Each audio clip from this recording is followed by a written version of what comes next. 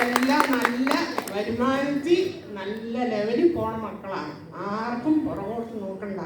അപ്പം ഞാൻ വീട്ടിലിരിക്കുമ്പോൾ ഞാൻ മടുക്കുമല്ലേ, അതുകൊണ്ട് ഞാൻ ഇതിനകത്ത് ഇറങ്ങിയതേ ഉള്ളൂ. എല്ലാം ഡോക്ടർമാരും വക്കീലന്മാരും എല്ലാമാണ്. ഹസ്ബൻഡ് സ്റ്റേറ്റ് ബാങ്കിൽ നിന്ന് റിട്ടയർ ആയ ആളാണ്. അയാൾ തളർന്ന് ഇപ്പം കുഴപ്പമില്ല. ഞങ്ങൾ രണ്ടുപേരും തളർന്നു പോയവരാണ്. ഞങ്ങൾ ശരിക്ക് ഈ പ്രോഡക്റ്റ് കഴിച്ച് എൻ്റെ ഒരു കൂട്ടുകാരി കൊണ്ട് തന്ന് പ്രോഡക്റ്റ് കഴിച്ച് സുധീർ സാറിൻ്റെ കൂടെ വർക്ക് ചെയ്ത് ഈ ലെവൽ വരെ എത്തി.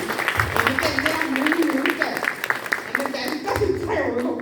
ഇനി എനിക്ക് 3 മിനിറ്റ് ഒന്നും വേണ്ട. എല്ലാവരും നല്ലപോലെ പണിയെടുത്താൽ അക്കൗണ്ടിൽ കാശും വരും.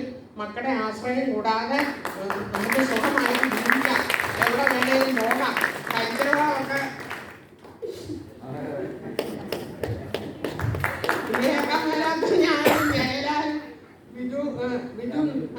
ഞങ്ങൾ ഒറ്റയടിക്ക് 250 അടി പൊക്കത്തിലാണ്.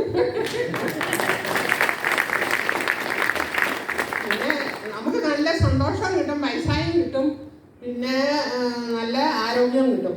ഇതിൽ കൂടി എന്താ പറയാനുള്ള? വർക്ക് ചെയ്താലേ വീട്ടിൽ നിന്നാൽ നമുക്കൊന്നും കിട്ടത്തില്ല. നമ്മുടെ അക്കൗണ്ട് താഴ്ന്നു പോകും.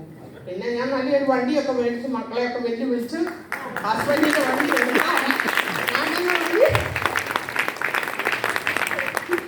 ഞാൻ ആദ്യം വണ്ടി ഓടിച്ചുകൊണ്ട് നടന്ന ആളാണ് ആദ്യകാലത്ത്. അത് കഴിഞ്ഞ് പിന്നെ മേലാതെ ഇപ്പം വന്ന് വണ്ടി ഒന്നും ഓടിക്കാതെ ഒക്കെ തളർന്നു പോയി. തലയിലെ ബുദ്ധിയെല്ലാം പോയി. പക്ഷെ ഇങ്ങോട്ട് ഓടണമെന്ന് പോലും അറിയത്തില്ല. അതുപോലെ ആയിപ്പോയാ.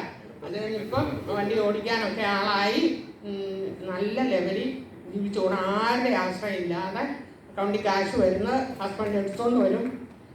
കാശ് എടുക്കാനൊന്നും ഇതുവരെ പോയിട്ടില്ല. വണ്ടിക്ക് അടഞ്ഞുകൊണ്ടിരിക്കുക.